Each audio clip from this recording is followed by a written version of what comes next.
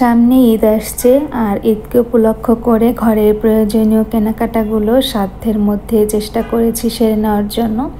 আজকে বেশ অনেক দিন পর মেয়ের পছন্দ রান্না করলাম। আসসালামু আলাইকুম, কেমন আছেন সবাই? আশা করছি কাছে দূরে দেশ এবং দেশের বাহিরে যে যেখান থেকে আমার ভিডিওটি দেখছেন বা দেখবেন সবাই ভালো আছেন। আলহামদুলিল্লাহ, পরিবার নিয়ে আমিও বেশ ভালো আছি। তাই তো নতুন আরও একটি ডেলি ব্লগ নিয়ে আপনাদের মাঝে চলে এসেছি। আশা করছি বরাবরের মতো আমার এই ব্লগটি আপনাদের কাছে ভালো লাগবে। আজকে হঠাৎ করে মেয়ের পছন্দের খাবার রান্না করব, আর বাচ্চারা দেখা যায় এমনিতে এই খাবারগুলো অনেক বেশি পছন্দ করে। আজকে হচ্ছে একটু রোস্ট বানাবো আর সেই সাথে সাদা পোলাও করব, যে কোনো একটা সবজি ভাজি করে নিব। আমি এখানে যখনই দেখা যায় বাসায় মুরগি নিয়ে আসে, সেটা আমি একটু বড় বড় সাইজ করে রেখে দেই, আর যদি রোস্ট না করি দেখা যায় রান্না করে খেয়ে ফেলি। তো এইভাবে রাখলে সুবিধা হয়, যখন রোস্ট খেতে ইচ্ছে করে তখন এই পিসগুলো দিয়ে আমি রান্না করে নিতে পারি। এখানে হচ্ছে আমি কয়েকটা মুরগির পিস রেখেছি, 7টা থেকে 8টা। তো যেটা হচ্ছে 4 পিস হয় ওইটার থেকে আমি একটু ছোট ছোট করে এখানে 6টা 7টা পিস করে নিয়েছি।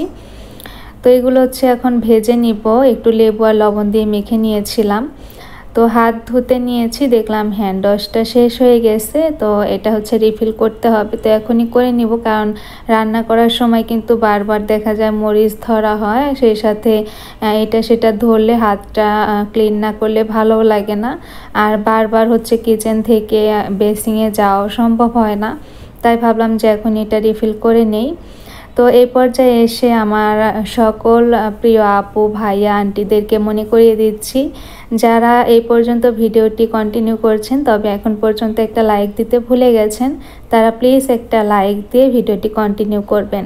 আর যারা শুধু আমার ভিডিওগুলো দেখেন তবে এখন পর্যন্ত আমার চ্যানেলটি সাবস্ক্রাইব করে আমার বন্ধু হননি, তাদেরকে রিকোয়েস্ট করব প্লিজ আমার চ্যানেলটি সাবস্ক্রাইব করে আমার সাথে থাকবেন।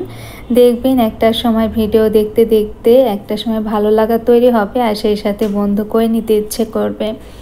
তো আলহামদুলিল্লাহ বলবো প্রথমেই, কারণ আমি যে গত ভিডিওটা শেয়ার করেছি তা আমি ভেবেছিলাম যে ওইখানে খুব বেশি একটা ভিউজ হবে না, কারণ আমার আপুরা হয়তো আমাকে ভুলে গেছে, কিংবা ইউটিউব হয়তো আমার ভিডিওটা সবার সামনে শো করবে না। তো আলহামদুলিল্লাহ আমি যেটা আশা করেছিলাম তার চেয়ে অনেক বেশি ভিউজ আসছে। তো এই যে আমি প্রেশার কুকারে বরের মতো পোলাও রান্না করে নিয়েছি। তো আমি একটা সিটি দেওয়ার পর একটু বেশিক্ষণ ছিল, তো নিচের পোলাওগুলো একটু দেখলাম কি লাল হয়ে গেছে। তো আমি কিন্তু সবসময় প্রেশার কুকারে সব কিছু রান্না করি। অনেক আপুরাই তো বলে যে রান্নাগুলো দেখানোর জন্য যে কিভাবে করি, তো অনেক সময় কিন্তু আমি এগুলো হচ্ছে দেখিয়েও দেই যে কিভাবে ভাতটা করি।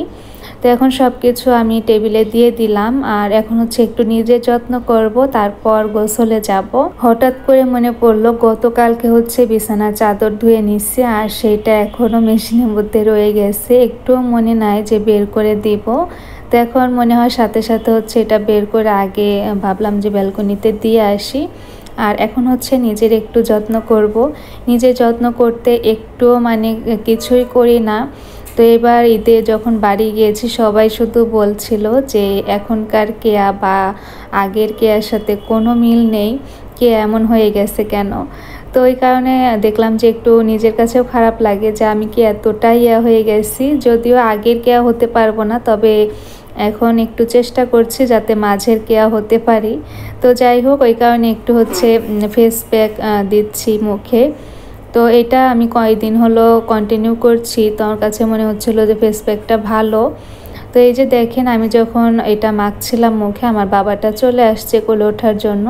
তো উঠে হচ্ছে হা করে দেখছিল যে কি করি আমি। প্যাকটা লাগানোর পর আমি 5টা মিনিট অপেক্ষা করেছি, তারপরে শাওয়ার নিয়ে খাওয়া দাওয়া শেষ করে যে চলে আসলাম যে সংসারে কি কি প্রয়োজনীয় কেনাকাটা করলাম। তো মধ্যবিত্তর কিন্তু সাধ্য মিলিয়ে কিন্তু সব শখ বা প্রয়োজন মেটাতে হয়। তো তেমনি আমি এই যে এরকম একদম সাধ্যের মধ্যে যে পারি তো ওইভাবে করে পর্দাগুলো নিয়েছি। তো আমার ঘরে কিন্তু একটা পর্দাও ছিল না, আগের বাসাতে দেখা যেত 2টা জানালা ছিল 2 রুমে, তো অত বেশি একটা পর্দা লাগতো না। এখানে আসার পরে তো ওই পর্দাগুলো এক ঘরেই দিয়ে দিছি, আর এখানে আসার পর আবার পর্দা নিতে হয়েছে। তা আমি এই যে ড্রয়িং স্পেসের পর্দাটাও দেখালাম, এগুলো কিন্তু একটা পর্দা দিয়ে একটা জানালা পুরো কাভার হয়ে যায়। সেই সাথে আমি ঘরের জন্য নিয়েছি 2টা পর্দা। তো এগুলো একটু শেয়ার করলাম আপনাদের সাথে, আর দেখালাম যে আসলে কেমন হয়েছে। তো পর্দাগুলো কিন্তু প্রায় 9 ফুটের বেশি এরকম চওড়াই হবে। তো এই পর্দাগুলোর মধ্যে একটু জল ছাপার মতো, তো কাছ থেকে একটু দেখিয়ে দিলাম। আপনারা জানাবেন আমার পর্দাগুলো কেমন হয়েছে। আর আজকে বিদায় নিব, ইনশাল্লাহ নতুন কোনো ভিডিও না আবার দেখা হবে। সবাই ভালো থাকবেন, আমাদের জন্য দোয়া করবেন। আসসালামু আলাইকুম সবাইকেই, আল্লাহ হাফেজ।